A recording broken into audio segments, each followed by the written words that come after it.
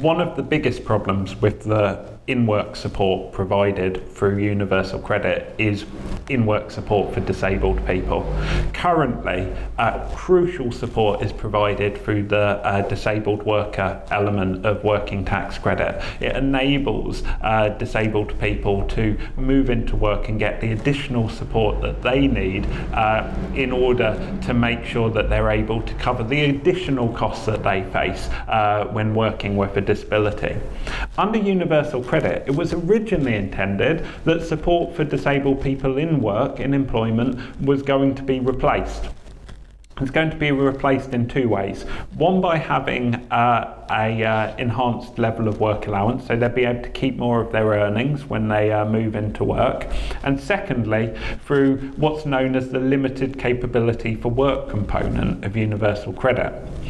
Now, on the second, the limited capability for work component of universal credit is the correlate. It's the same thing effectively as the work-related activity component for ESA.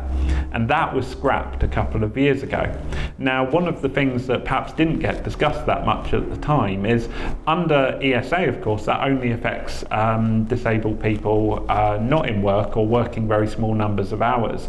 Under universal credit, it also affects disabled people in work because they would keep that support as they moved into the labour market.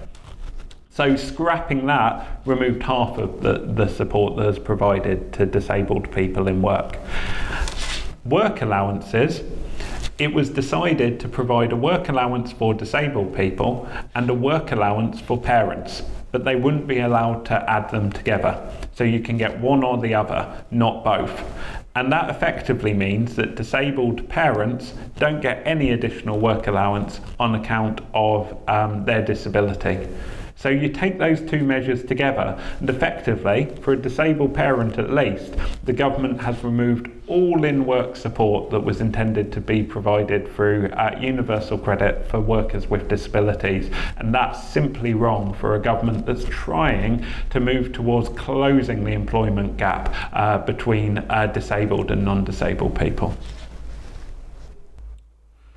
There are so many things that need to be done in order to make universal credit the system that it should be.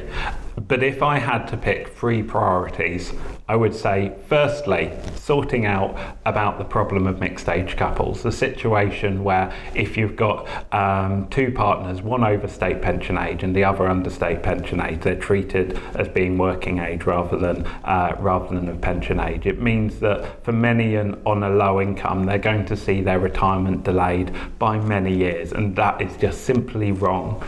Secondly, sorting out the problem of free school meals. This earnings threshold in free school meals, which means that people will end up paying for a pay rise, paying on for taking on extra hours or earning a bit more money. It undermines the core principle of universal credit and needs to be sorted. And it can be sorted very easily by providing free school meals to anyone on universal credit. In fact, that's what the government had done up to now. For a transitional period, they said that they would provide free school meals for anyone on universal credit. They're only changing it now, this late in the day. And thirdly, I would say that we need to sort out the problem of the loss of the severe disability premium for disabled people. We're going to see some of the most severely disabled people in society without a carer who would be the ones who'd be entitled to receive that disability premium, losing £3,000 a year as a result of that simple cut. And it's just so wrong. It's going to leave a lot of people more socially excluded, more isolated, and that just can't be right for a society that cares about its citizens. So there are many more that I could name, but those would be my top three priorities.